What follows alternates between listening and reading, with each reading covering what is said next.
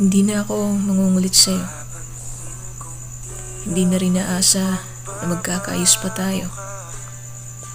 Ang gusto ko lang naman, kausapin mo ako. Kung bakit nagkaganito at bakit bigla kang nagbago. Naging mabait din naman ako sa'yo. Hindi nga lang gaya ng iyong gusto. Hindi naman ako perpektong tao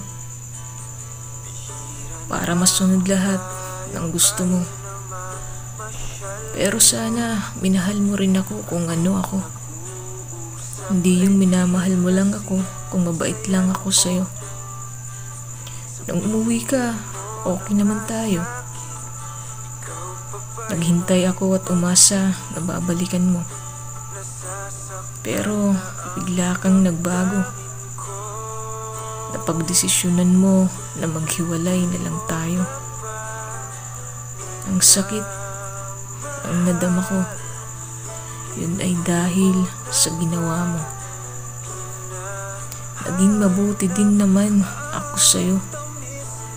Pero bakit binigaw mo pa rin ako? Naging tapat naman ako sa'yo. Pero bakit natitiis mo na nanahirapan ako? Habang ikaw, ang saya-saya mo. Hindi man lang ba sumagi sa isip mo na minahal ko naman to, pero bakit hinahayaan ko tong ganito?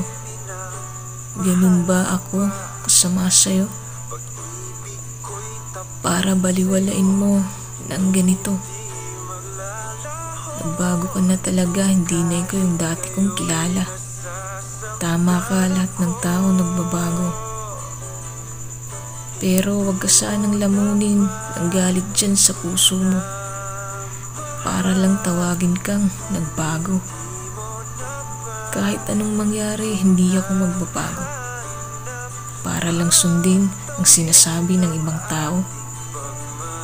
Dahil kung mahal mo ako, tatanggapin mo ang lahat ng kapintasan ko. Hindi yung mahal mo lang ako pag mabait lang ako sa'yo. Kasagutan mo lang ang magbibigay linaw sa mga tanong ko. Kaya kung may natitira ka pang awa dyan, please lang, kahit saglit lang, magpaliwanag ka naman.